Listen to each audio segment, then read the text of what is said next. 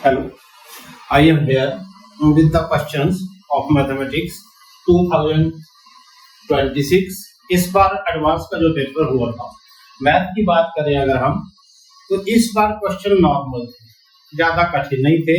जिस बच्चे के कंसेप्ट क्लियर थे या थोड़ा सा लॉजिकल साउंड था बच्चा, वो बच्चा बेटे आप क्वेश्चन को बड़े आराम से कर सकता था, क्योंकि इस बार जो पेपर था वो बिल्कुल प्रॉपर वे से था और इसमें ऐसा कुछ नहीं है कि ज्यादा बड़ी बात थी, कोई घबराने वाली बात थी। बिल्कुल बढ़िया से क्वेश्चन कर सकते थे। आपको क्या था, आपको क्वेश्चन बनाने थे और कुछ क्वेश्चन तो डायरेक्टली एनसीईआरटी लेवल बेस्ड थे। अगर किसी के कंसेप्ट थोड़े से भी पक्के हों तो वो बच्चा बड़े आराम से अपने क्वेश्चन कर सकता था और बड़े आराम से चेक कर सकता था। अगर मैं थोड़ी सी बात करूं, कुछ क्वेश्चन तो डायरेक्टली अगर किसी को कोई लॉजिकली साउंड होता तो बेटे वो चेक करके भी कर सकता था। मैं थोड़े से क्वेश्चन डिस्कस कर रहा हूं। पेपर 1 में क्वेश्चन नंबर 2, क्वेश्चन नंबर 6 और पेपर नंबर 2 का क्वेश्चन नंबर 4। अगर मैं बात करूं ये जो क्वेश्चन नंबर 1 है, ये क्वेश्चन 1 जो है ये प्लेन का है और अगर मैं डायरेक्टली बात करूं प्लेन की, तो मेरे को बेटे पहले लाइन की इक्वेशन आनी चाहिए। किसी भी लाइन की equation r vector is equal to a vector plus lambda b vector, और ये b वेक्टर जो होगा वो लाइन के पैरेलल वेक्टर होता है। अगर मैं यहाँ पर आपसे थोड़ी सी बात करूं तो ये एक लाइन की इक्वेशन दी हुई है, x -1 over 2 y -3 over 3 is equal to z over +2 upon 1। अब ये बेटे स्ट्रेट लाइन की इक्वेशन है। व्हाट इज गिवन, एक प्लेन था हमारे पास और एक लाइन जो थी वो प्लेन के ऊपर लाई करती थी। तो बेटे जरा गौर करें, मेरे पास एक प्लेन P है ये, और इसके ऊपर ये लाइन लाई करती है। इसी प्लेन के ऊपर दो चीजें मुझे मिल रही हैं। एक क्या मिल रहा है, ये जो लाइन है उसके ऊपर एक पॉइंट है और ये लाइन के ऊपर पॉइंट बेटे कहां से पास कर रही है, ये 1, 3, -2 ये पॉइंट है। तो बेटे डायरेक्टली अगर ये प्लेन P है तो बेटे मेरे को तो सीधा सीधा पता लग रहा है कि ये जो प्लेन P है ये कंटेन कर रहा है इस लाइन को, और इस लाइन को कंटेन कर रहा है, तो इसका मतलब ये डेट श्योर है कि ये जो पॉइंट है 1, 3, -2 इस प्लेन के ऊपर लाई करेगा। बढ़िया बात होगी। और साथ में बेटे ये चीज दी है आपको, ये जो लाइन है इसका पैरेलल अगर मैं बोलूं पैरेलल वेक्टर, तो 2i + 3j + k, यहां से ही बात शुरू होती है। मैं अगर आपको बेटे थोड़ा सा बोलूं, ये दो प्लेन हैं, ठीक है। ये जो प्लेन P है इसके ऊपर सपोज करो ये लाइन है, और साथ में बोल रहा है ये इस प्लेन के परपेंडिकुलर है, इस प्लेन के परपेंडिकुलर ये। तो बेटे इसका जो नॉर्मल है, इसका जो नॉर्मल वेक्टर है और जो लाइन का पैरेलल वेक्टर है, अगर मैं उसका क्रॉस प्रोडक्ट निकालूं तो वहां से बेटे मेरे को एक ऐसा वेक्टर मिल जाना था जो प्लेन P के पैरेलल होता। ठीक है, मैं इसको थोड़ा सा डिटेल में बताता हूँ यहाँ पर, ठीक है। जरा ध्यान दे बेटे। लेट अस सपोज या प्लेन P दिया है, यहाँ पर देखें जरा गौर से। ये मान लो ये बेटे प्लेन P है और इसका एक प्लेन यहाँ है, ये परपेंडिकुलर ये, ठीक है। इस प्लेन के ऊपर एक लाइन है, लाइन जो है वो कहां से पास करती है 1, और ये लाइन बेटे कहां से पास करेगी 1, 3, -2 ये। तो इसका मतलब हुआ कि ये जो है, ये जो पॉइंट है ये इस प्लेन के ऊपर लाई करता है, और ये जो लाइन है इसके मतलब पैरेलल जो वेक्टर है वो 2i है और +3j है और +k, ठीक है। ये जो पैरेलल वेक्टर है, अब अगर आप गौर करेंगे थोड़ा सा, इसको बेटे समझने की जरूरत है। मैं आपको बता दूं जैसे कि मान लो ये प्लेन है बेटे, इसकी इक्वेशन मान लो किसी 3x + 4y + 6 - 6 = 0, तो इसका नॉर्मल वेक्टर बेटे, इसका नॉर्मल वेक्टर होगा 3i + 4j + 6k। ये तो ऐसे ही ये जो प्लेन है इसके पैरेलल आप देख पा रहे होंगे कि this should be perpendicular to the plane. ये प्लेन P हो गया, ये परपेंडिकुलर प्लेन हो गया, तो इसका नॉर्मल वेक्टर बेटे ऐसे आएगा।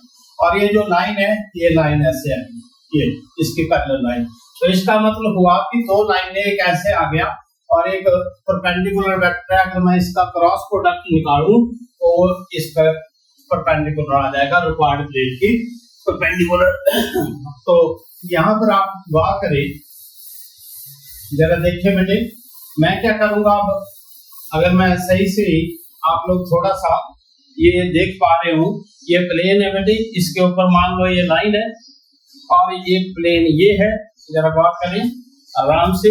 अब इसका जो परपेंडिकुलर वेक्टर है, जरा ध्यान दें, इसका परपेंडिकुलर वेक्टर नॉर्मल वेक्टर बेटे ये प्लेन इसके परपेंडिकुलर हो गया, नॉर्मल वेक्टर हो गया। और एक लाइन जो है इसके ऊपर है उसका भी ऐसे आएगा। तो इसका मतलब क्या होगा कि एक लाइन ये आ रही है, इसका नॉर्मल वेक्टर है। अगर मैं इनका दोनों का क्रॉस प्रोडक्ट निकालता हूं तो मेरे को क्या होगा, नॉर्मल वेक्टर प्लेन P का मिल जाएगा। ये नॉर्मल वेक्टर यही मेरे को चाहिए। अगर नॉर्मल वेक्टर मिल जाए तो फिर बेटे एक प्लेन की इक्वेशन निकालने में मेरे को कोई दिक्कत नहीं है। तो प्लेन P की जो इक्वेशन है वो मैं बड़े आराम से निकाल सकता हूँ। तो यहाँ पर अगर मैं क्रॉस प्रोडक्ट निकालूं तो बेटे I J K और 2 3 1 ये हो गया, और इसका जो है I 1 2 3, तो I into 3 3 9 7 minus J into 3 2 6 minus 1 और plus K into 2 2 4 minus 3 1, that's 7i minus 5j plus k। ये जो नॉर्मल वेक्टर आ गया, इसका नॉर्मल वेक्टर आ गया प्लेन P का। अब आसान काम क्या हो गया, ये जो प्लेन P है इसका नॉर्मल वेक्टर ये हो गया। अच्छा एक बात है, ये लाइन से पास करता है, इसके ऊपर कौन सा पॉइंट है, इसके ऊपर पॉइंट है 1, 3, -2। ये तो बेटे इस प्लेन के ऊपर मैं कहीं से भी पॉइंट ले लूं, उसकी डायरेक्शन रेशो मान लो पॉइंट P है x y z, तो इसकी जो डायरेक्शन रेशो है P Q B, ये Q पॉइंट है, ये आ जाएगी बेटे x - 1 y - 3 और z + 2 ये डायरेक्शन रेशो आ गई। अब क्योंकि ये जो मेरे पास नॉर्मल वेक्टर है, ये नॉर्मल वेक्टर आ गया, पॉइंट आ गया, ये इसकी डायरेक्शन रेशो, इनका dot product must be equal to 0। तो मैं इसको डॉट प्रोडक्ट करूंगा तो ये 7x - 7 - 5y और +15 और +1 into 1 z और +2 is equal to 0। So it means what, 7x - 5y plus z -7 15 plus 10 is equal to 0। तो यहाँ पर अगर आप देख पा रहे होंगे मेरे इक्वेशन बेटे 7x - 5y plus z is equal to -10, तो ये आ गई रिक्वायर्ड प्लेन इक्वेशन। तो अगर मैं समराइज करूं थोड़ा सा, ठीक है, ये बेटे प्लेन था, ऐसे प्लेन P था, इसके ऊपर लाइन थी, कोई लाइन से मुझे पैरेलल वेक्टर मिल गया और लाइन से उनके ऊपर एक पॉइंट भी मिल गया था मुझे। अगर मैं पॉइंट जो पॉइंट मिला था वो 1 3 - 2 था, 1 3 - 2 था, और ये क्योंकि ये प्लेन के ऊपर लाई कर रहा था तो इसका पैरेलल वेक्टर ये मिला था। ये प्लेन ऐसे था, इसके परपेंडिकुलर, तो जो इसका नॉर्मल वेक्टर आना था और जो इसका लाइन का, मान लो ये लाइन का पैरेलल वेक्टर था, तो इनका जब क्रॉस प्रोडक्ट निकालते वो इसका इस प्लेन का नॉर्मल वेक्टर आ जाता। तो एक प्लेन को निकालने के लिए प्लेन के ऊपर पॉइंट था, इसकी डायरेक्शन रेशो निकाली, इसका नॉर्मल वेक्टर दिया था, दोनों का डॉट प्रोडक्ट निकाला मैंने, दोनों का डॉट प्रोडक्ट निकालने के बाद 0 आ गया। तो इसका मतलब क्या हुआ बेटे, जरा देखिए, बहुत इजी क्वेश्चन था। The equation of the plane is 100%, ये बेटे इसका 7x माइनस 3y, ये ऑप्शन आपकी ठीक रहेगी। अब दूसरा क्वेश्चन है the distance between the planes P and P1 is 30। अभी इस क्वेश्चन को थोड़ा सा अगर दूसरे पार्ट के लिए करते हैं, थोड़ा सा डिले करते हैं, इस क्वेश्चन को पकड़ना था बेटे आपने। The distance of the plane P from the origin, अब बेटे प्लेन P अगर ये सही है 7x, ये जो 7x, ये प्लेन है 7x minus 5y plus z minus 10 is equal to 0, origin से डिस्टेंस निकालनी है 0 0 0 से। तो बेटे खाली क्या करूंगा मैं, 0 इसमें भर दूंगा, 7 इंटू 0 माइनस 5 इंटू 0 और प्लस 0 माइनस 10 मॉड ओवर इसका जो 7 square 49 plus 25 plus 1 square root, और ये आता आपका बेटे 10 upon 75, I think it is under I think it is 25, मतलब 5 अंडू 3, 2y अंडू 3। बेटे ये डिस्टेंस होती, लेकिन ये 2 अंडू 3 है, तो इसका मतलब ये ऑप्शन गलत है। ठीक है, द एक्यूट एंगल बिटवीन, अब बेटे एक बात रह गई, क्या बोला, plane P and the plane this one is cos inverse. बेटा 3 क्वेश्चन मेरे प्लेन P से निकल रहे हैं, मैं P1 पे नहीं जा रहा हूँ। तो जरा देखें, मैं इनका अगर मैं देखूं, ये जो इक्वेशन है इस प्लेन की इक्वेशन थी बेटे 7x minus 5y plus z is equal to minus 10, और दूसरा प्लेन है 2x plus 2y plus z is equal to 3। बेटे सीधी सी बात है, इन दो प्लेन्स के बीच का एंगल मेरे को फाइंड आउट करना है। तो इसका नॉर्मल वेक्टर बेटे 7i minus 5j plus k था, और इसका normal vector 2i plus 2j plus k होता। अब जो ये प्लेन इसने दे रखा है, मेरे को इसके बीच का एंगल निकालना है। तो बेटे इसके बीच का एंगल निकालने के लिए cos theta is equal to, मैं इसके 7 2 जा 14 माइनस 10 प्लस 1 अपॉन इसका अंडू 7 7 जा 49 प्लस 1 50 25 75 इंटू अंडू 9 2 2 जा 4 प्लस 1, दैट्स ऑल। तो cos theta is equal to 5 upon 5 under 3 into 3, और दैट्स ऑल। ये 5 से कट जाते हैं, एक्यूट एंगल पूछा गया है, तो cos थीटा मतलब theta is equal to cos inverse 1 upon 3 under 3। अगर आप देख पा रहे हो, ये बिल्कुल सही आंसर है। तो इसका मतलब एक्यूट एंगल, तो बेटे आप लोग क्या गैस तो कर, अगर मेरे को प्लेन P आता होता निकालने, तो बेटे तीन पार्ट तो इसके बहुत इजी थे। 3 पार्ट सिर्फ इसके और इसके बेस के ऊपर हो जाते। 3 पार्ट का मुझे कोई डाउट नहीं, लेकिन जरा थोड़ा सा दिमाग लगाएं। एक बात है बेटे, जरा गौर करें, ये चॉइस जो है यहाँ पर सिर्फ एक ही चॉइस है, गौर करें। अब ये बोल रहा है कि रिक्वायर्ड प्लेन जो है P जो है, रिक्वायर्ड प्लेन की इक्वेशन ये होनी चाहिए, और ये इस प्लेन के परपेंडिकुलर है। अगर वाकई सही है, मैं कुछ भी नहीं करता, क्वेश्चन को सॉल्व भी नहीं करता, तो बेटे जो इसका नॉर्मल वेक्टर आता और इसका नॉर्मल वेक्टर आता, उसका डॉट प्रोडक्ट 0 होता। तो इसका नॉर्मल वेक्टर बेटे क्या होता, इसका नॉर्मल वेक्टर होता i plus 2j plus 3k, और इसका नॉर्मल वेक्टर था 7i minus 5j plus k। इसका डॉट प्रोडक्ट निकालता तो 7 1 जा 7 minus 10 plus 3 that is equal to 0। तो कुछ का लग ही रहा है कि हाँ ये होगा, मतलब बिना क्वेश्चन किए अगर आप इसका नॉर्मल वेक्टर निकालते और इसका नॉर्मल वेक्टर निकालते, तो हाँ ये थोड़ा सा आइडिया हो गया कि yes this can be the equation of P। ये हो सकती थी P की इक्वेशन, ठीक है, लेकिन थोड़ा सा डाउट है। डाउट ये है यार, ये जो लाइन है इसके ऊपर एक पॉइंट है, पॉइंट कौन सा था, 1 3 -2, ठीक है। अगर ये वाकई ये है ये प्लेन P की इक्वेशन है, तो इसके ऊपर लाइन पड़ रही थी, तो लाइन पड़ रही है तो उसका मतलब पॉइंट भी पड़ना चाहिए। तो लेट अस चेक यार कि हाँ ये मैं देख पाता हूँ कि क्या ये पॉइंट इसके ऊपर लाई करता है। तो 7 into 1 minus 5 into 3 और -2 तो 7 1 जा 7 7 1 जा 7 -15 -2 मतलब -7 - 17 इक्वल टू -10।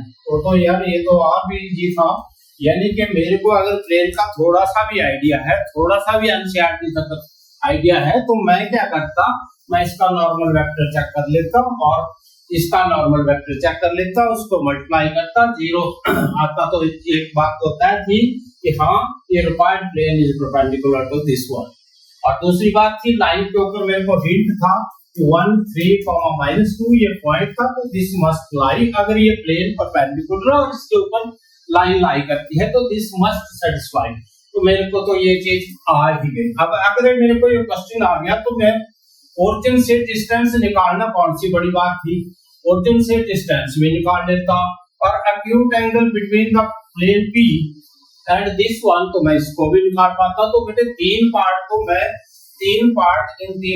तो मैं कर ही पाता अगर इसको ना कर पाता। लेकिन चौथे पार्ट की बात रही, जहां तक अगर मैं चौथे पार्ट की बात करूं तो ये जो प्लेन P1 है, एक ये प्लेन P जो है मेरे को प्लेन P बोलने का है 7x - 5y और plus z is equal to -10। ये प्लेन P है, एक और दूसरा प्लेन दे रखा है इसमें।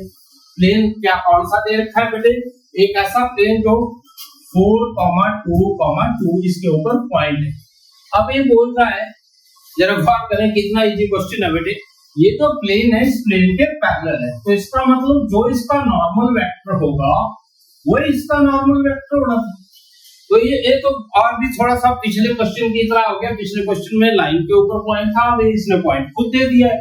तो अगर मैं इस प्लेन के ऊपर मान लो ये P1 पॉइंट है, प्लेन है, ये P प्लेन है, तो अगर मैं इस पॉइंट के ऊपर कहीं भी बेटे कहीं भी x y z पॉइंट लूं तो उसकी डायरेक्शन रेशियो क्या आ जानी थी, x - 4 y - 2 और y। ठीक है जी। जो इसका नॉर्मल वेक्टर क्या है 7x इसका नॉर्मल वेक्टर जो होगा 7i - 5j प्लस k। तो बेटे एक बात है, जब ये प्लेन इस प्लेन के ऐसे है पैरेलल है, तो जो इसका नॉर्मल वेक्टर होगा वो इसका भी नॉर्मल वेक्टर होगा। तो इसका मतलब क्या होगा, जो इसके एक लाइन है ये वाली x जो डायरेक्शन रेशियो है और इसका product must be equal to 0 होगा, क्योंकि दोनों प्लेन पैरेलल है। तो कोई बात नहीं, 7x - 4 प्लस -5 जरा देखें बात से आगे बेटे देखिए जरा, ये मेरी डायरेक्शन रेशियो थी 7 into x - 4 और -5 into y - 2 और प्लस 1 into z - 2। ये बेटे z - 2 must be equal to 0. That is the equation of P1, plane P1. So 7x - 5y plus z -28 plus 10 minus 2 is equal to 0, means to say 7x - 5y plus z minus 20 is equal to 0। बहुत बढ़िया बात। अब क्या हो रहा है बेटे, देखो जरा, ये जो प्लेन P1 आ गया, ये प्लेन P1 आ गया, ये प्लेन आपका P2, ये प्लेन P था, तो प्लेन P को भी मैं लिख दूं एक बार दोबारा, 7x - 5y plus z is equal to -10 और इज इक्वल टू 20, ऐसे। ठीक है, तो ये दो प्लेन हैं। अब क्या हो रहा है, दो प्लेन के बीच की डिस्टेंस सबसे बड़ी तरीका, ठीक है बेटे, x 0 मान लो, y भी 0 मान लो, z की वैल्यू -10 आ गई, तो इस प्लेन के ऊपर कोई एक पॉइंट आ जाएगा 0, 0, -10। और बेटे इस पॉइंट को यहाँ रख दो, दूसरे प्लेन की इक्वेशन निकल जाएगी। 7 into 0 minus 5 into 0 plus minus 10 आ जाएगा। z की वैल्यू माइनस 10 रख देंगे, माइनस 20 को इधर ले आओ, माइनस 20 मॉड होगा बेटे इसका जब रूट आएगा तो कितना आएगा 75, ये तो पहले पता है। तो इसका मतलब हुआ माइनस 30 मॉड अपॉन 5/3, 30 अपॉन 5/3 और 5 6 जा 30 मतलब 2 into 3 that is 2/3। This is the final. हम इसके ऊपर फाइनली पहुंच पा रहे हैं क्वेश्चन के ऊपर। बेटे जरा देखो, ये बोल रहा है कि डिस्टेंस बिटवीन 30 है, ये भी रॉन्ग ऑप्शन हो गई बेटे, ये भी रॉन्ग ऑप्शन हो गई, तो इसका आंसर होगा A and D. I think I hope आपको ये क्वेश्चन थोड़ा सा लगा होगा, इजी लगा होगा। और मैं अगर आप थोड़ा सा इसको रिकैप कर दूं तो बेटे जरा देखें, ये प्लेन पी था, मेरे को ये प्लेन पी था और इसके ऊपर लाइन दी थी और एक प्लेन परपेंडिकुलर था, तो जो इसका नॉर्मल वेक्टर था लाइन भी पैरेलल थी और ये भी हमारे पास ये दो पैरेलल लाइंस आ गई थी यूं करके। अगर मैं इसका क्रॉस प्रोडक्ट निकालता तो क्रॉस प्रोडक्ट इसका नॉर्मल मिल जाता। इस लाइन के ऊपर कोई पॉइंट था 1 2 जो भी था, इसके डायरेक्शन जैसे निकालते इसके साथ मल्टीप्लाई करते प्लेन पी की इक्वेशन निकल रही थी। उसके बाद पहले 0 0 0 ओरिजिन से डिस्टेंस निकालनी थी। डिस्टेंस फार्मूला मैंने यूज किया, x की जगह 0, y की जगह 0, z की जगह 0 माइनस c मॉड और x के कोएफिशिएंट का स्क्वायर, y के कोएफिशिएंट का स्क्वायर और z के कोएफिशिएंट का स्क्वायर। तो मेरे ख्याल से बेटे ये क्वेश्चन बहुत इजी था और इस क्वेश्चन को आप लोग बड़े आराम से कर सकते थे। मैंने वो क्वेश्चन कोशिश किया है जिनको वन टाइम ही कोई बच्चा कर सकता था। Let us move to the second question. अब बेटे जरा इस क्वेश्चन को देखें बेटे, ये क्वेश्चन भी अगर बेसिकली मैं बताऊं आपको तो ये क्वेश्चन भी थोड़ा सा बहुत इजी था। एक जरा गौर करें बेटे, कोई चीज नहीं होती यहाँ कोई बड़ा फार्मूला सीखने की बात है। अगर मैं आपको थोड़ा सा बोलूं ये y = x², बेटे ये पैराबोला है, x² = y। और दूसरा अगर मैं बात करूं such that slope of the tangent to the parabola p is 4। ठीक है, ये पैराबोला p है, इसके ऊपर स्लोप p है। let q be the point in the first quadrant line on the circle। अगर मैं बेटे बोलूं ये सर्कल दिया है, उसकी इक्वेशन x² + y² = √2² बोल दी है और इसके ऊपर कोई पॉइंट है such that slope of the tangent, बेटे slope of the tangent इसका अगर मैं बात करूं तो -q है, ये पॉइंट q है और p भी द पॉइंट, यहाँ पर पॉइंट p है जो गिवन है और इसका स्लोप मेरे ख्याल से स्लोप इसका 4 दिया है और इसका स्लोप -1 दिया है। आगे let r be the point in the first quadrant, और फर्स्ट क्वाड्रेंट में lying on the ellipse। अब बेटे मैं बात करूं अगर x² + 4y² = 8, तो अगर मैं इसको यूं करके लिख लूं x² / 2 √2 का होल स्क्वायर प्लस y² / √2 का होल स्क्वायर = 1। तो ये इलिप्स है। और अगर मैं थोड़ा सा इलिप्स की बात करूं आपसे तो इलिप्स के ऊपर इसने क्या बोला, फर्स्ट क्वाड्रेंट में ही मेरे को फर्स्ट क्वाड्रेंट में ही आप लोगों को फर्स्ट क्वाड्रेंट में ही slope of the tangent r is -1/2। r कोई पॉइंट है, let r be the point in first quadrant lying on the ellipse such that slope of the first, बेटे सारी बात कहाँ है किधर है बेटे, सारी बात स्लोप की है। मतलब अगर मेरे को स्लोप आ जाएगा निकालने तो ये क्वेश्चन बहुत इजी हो जाएगा। तो let us come to the point. यहाँ बेटे p कोई पॉइंट है, मैं बात करूं अगर तो इसका स्लोप अगर मैं निकालूं तो dy/dx = 2x।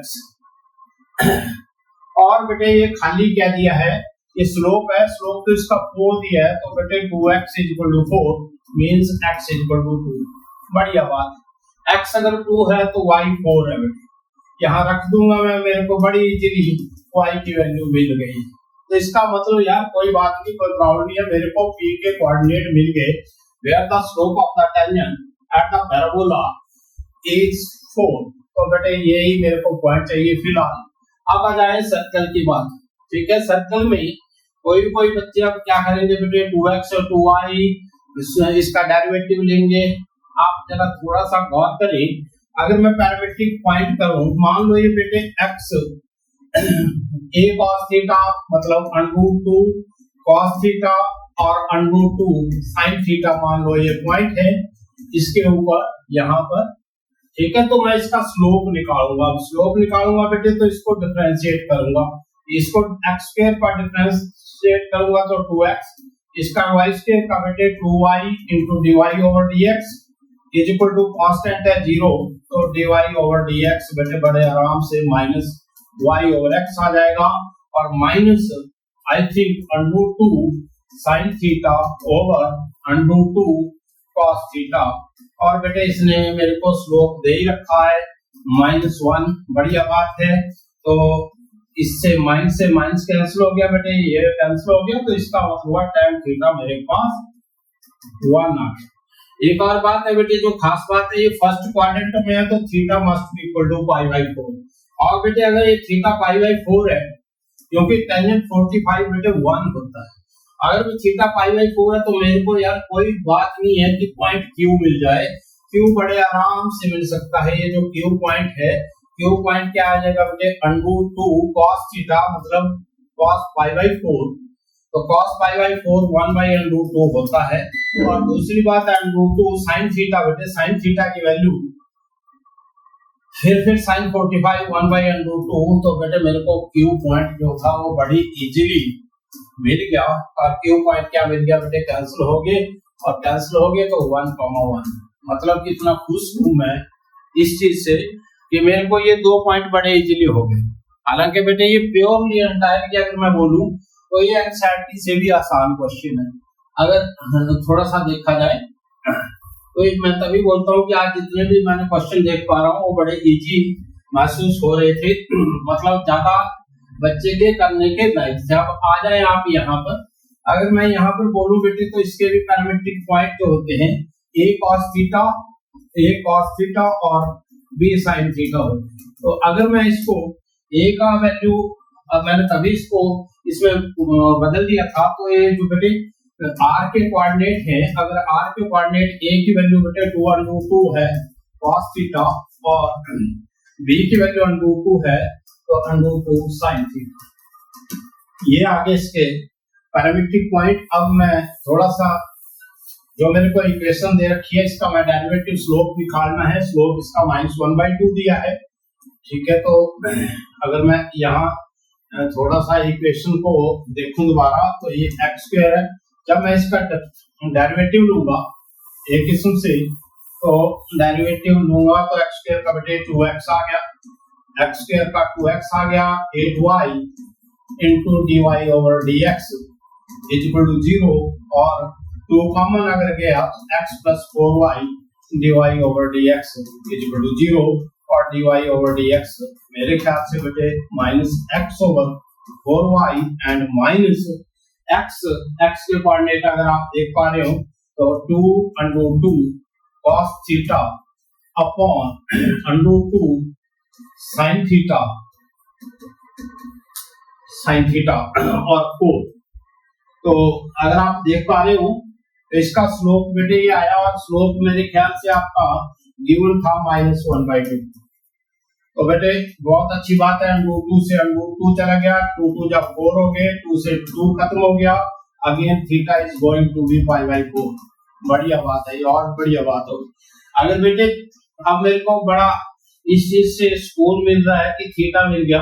अब थीटा मिल गया तो r के कोऑर्डिनेट भी बड़े आराम से निकल सकते हैं, 2√2 into cos थीटा cos π/4 √2, और sin थीटा √2 और sin थीटा की वैल्यू sin π/4 मतलब 1/√2। तो मेरे ख्याल से ये आगे 2 1 बढ़िया बात हो गई। बहुत बढ़िया बात हो गई बेटे, बहुत अच्छी बात। अगर मैं बोलूं तो मेरे को r के कोऑर्डिनेट आ गए 2,1। अब जरा गौर करें, अब क्या बोल रहा है ये बोल रहा है x के वैल्यू 2 है तो y की वैल्यू 4 है, तो 2 4 ये हो गया बेटे, ये 2 4 हो गया। अगर x की वैल्यू 2 है तो ये 2 1 हो गया, और यहां से अगर मैं बोलूं ये 1,1 हो जाएगा। अब ये क्वेश्चन क्या है, ये बन गया बेटे राइट एंगल ट्रायंगल। ठीक है, तो बढ़िया बात है। इसका रेडियस पूछा है, एक ऐसा सर्कल जो इन 3 पॉइंट से पास होगा P Q R से, आप you are to find the radius of the circle. तो बेटे ये तो बढ़िया बात है, कंसेप्ट भी है। अगर मैं इसका मिड पॉइंट लूं तो बेटे ये हमेशा बराबर होते हैं। तो यार अगर मैं इसको ले लूं, यही कैलकुलेट कर लूं, तो 4 - 1 डिस्टेंस अगर मैं कैलकुलेट करता हूं तो 9 आ जाएगा, प्लस 1 √10 और बेटे √10 का मतलब आप लोग हाफ करोगे इसको तो क्योंकि ये डायमीटर आ गया डिवाइड बाय 2, तो इसका मतलब √5 इंटू √2 ओवर √2 इंटू √2। बेटे ये तो कैंसिल हो गया, आ गया आपका √5 by √2, that is equal to √5 by 2। I will go for this option √5 upon √2। That's the drama. ये कोई बड़ी बात नहीं थी, ठीक है। अगर मैं इसको थोड़ा सा आपके लिए बोलूं तो बेटे ये क्या था, आपका पैराबोला था, इसके ऊपर कोई पॉइंट था, स्लोप ही लेना था dy/dx। एक सर्कल था बेटे, इसके ऊपर भी पॉइंट था फर्स्ट क्वाड्रेंट में, तो मैंने क्या किया, पैरामीट्रिक पॉइंट ले लिए, टेंजेंट निकाला, उसका टेंजेंट इक्वल कर दिया, मेरे को p आ गया, q आ गया। अब बेटे जिसको थोड़ी सी भी नॉलेज थी लिप्स की, वो बेटे इजीली कर सकता था। यहाँ फर्स्ट क्वाड्रेंट की बात कर रहा था तो a cos theta b sin theta लेके मैंने a निकल रहा था, b निकल रहा था, तो a और b की वैल्यू भर के मैंने थीटा निकाल दिया, स्लोप दिया था, थीटा से मेरे को एक पॉइंट निकल गए। अब बोल क्या रहा था लास्ट में बोल रहा था कि such that the slope of the point is -2, then the radius of the circle passing through these points। luckily क्या हुआ, हमारे पास जो पॉइंट आए उससे हमारा क्या बन गया बेटे, नहीं तो ये क्वेश्चन और लंबा हो जाता। एक राइट एंगल ट्रायंगल बन गया, और राइट एंगल ट्रायंगल में हाइपोटेन्यूज हमेशा डायमीटर होती है, तो ये डायमीटर बन गया था। मेरे को सिर्फ खाली 2 डिस्टेंस निकालनी थी, 2 डिस्टेंस निकाल के उसका हाफ करना था। दैट्स द गुड क्वेश्चन और कंसेप्चुअल क्वेश्चन था।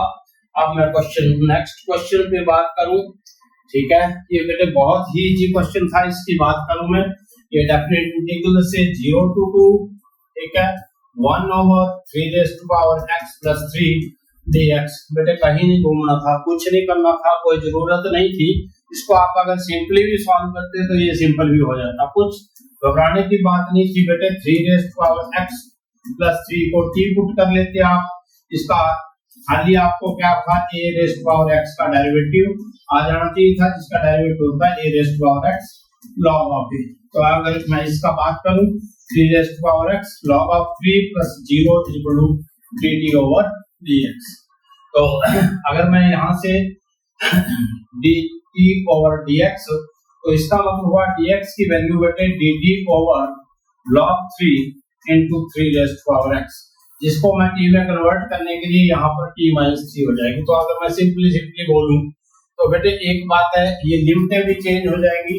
अगर मैं x की वैल्यू 0 रखूं तो t की वैल्यू 4 आ जाती, तो मैं 4 ले लेता, x की वैल्यू 2 रखता तो ये 12 आ जाती, और dx की वैल्यू dt, ये जो बेटे कांस्टेंट है log 3 इधर चला जाता, 1/log 3 बाहर लेता हूं इसको, 1/log 3, और यहाँ से 3x बचते, तो 3x की वैल्यू बेटे t - 3 होती, और इसको तो मैंने t पुट किया ही था। This is so simple, very simple. इसको मैं किससे करता, अब बेटे इसको मैं पार्शियल फ्रैक्शन से करता। तो अगर मैं t - 3 इसकी वैल्यू 3 रखूं अगर इसमें, तो ये 1/3 t आ जाते, और माइनस अगर 0 रखता तो -3 आते, तो -1/3 into t minus 3 let us check ये वाक्य है। अगर मेरे को यही आ गया मैं 1/3 बाहर ले लेता हूँ, इसका अगर LCM t into t minus 3 और इधर बेटे t minus 3 आता, t खत्म हो जाता, माइनस ये खत्म हो रहा था तो t आता, t से t कैंसिल होता, माइनस माइनस उल्टा होता क्या, लेट अस चेक थोड़ा सा इसको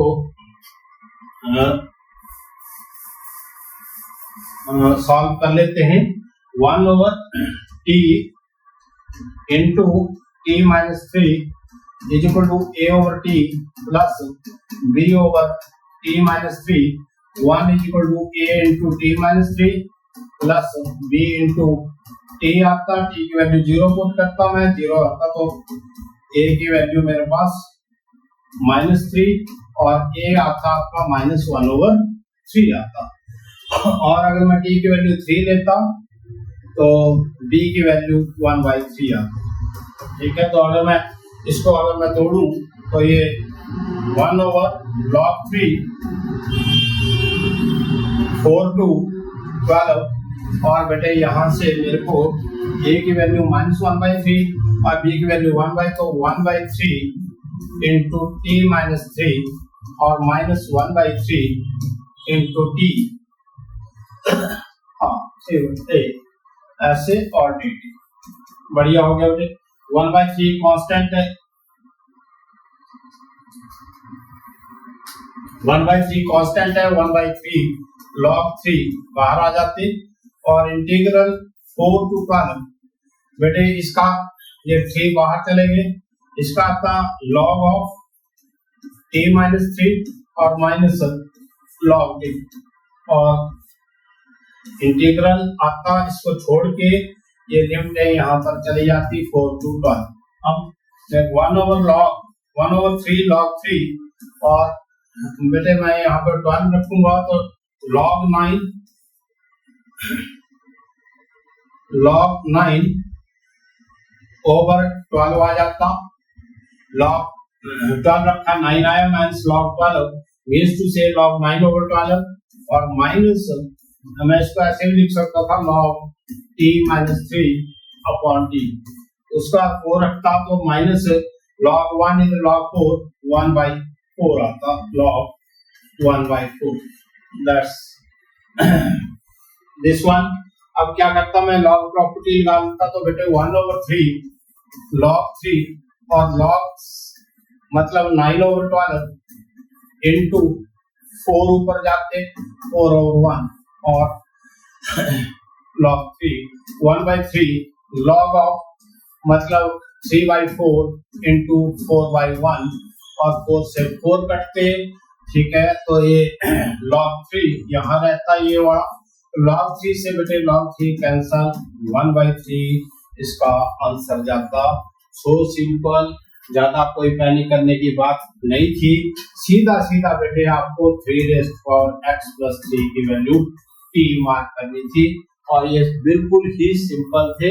मैंने कोशिश की है सिर्फ मैं दोबारा कुछ क्वेश्चन के साथ आऊंगा, कोशिश ये करी थी कि जिसका एनसीईआरटी भी पढ़ता है कम से कम वो बच्चा भी इन क्वेश्चंस को कर सकता था। ये क्वेश्चन बहुत इजी टाइप के थे, हालांकि कंसेप्ट अगर किसी बच्चे का पक्का है तो ये इस चीज को कर सकते हैं थे और बड़े इजीली हमारे ये चारों क्वेश्चन हो गए। ठीक है बेटे, तीनों क्वेश्चन हो गए और ये इसका आंसर आपका 1/3। ठीक है, थैंक यू।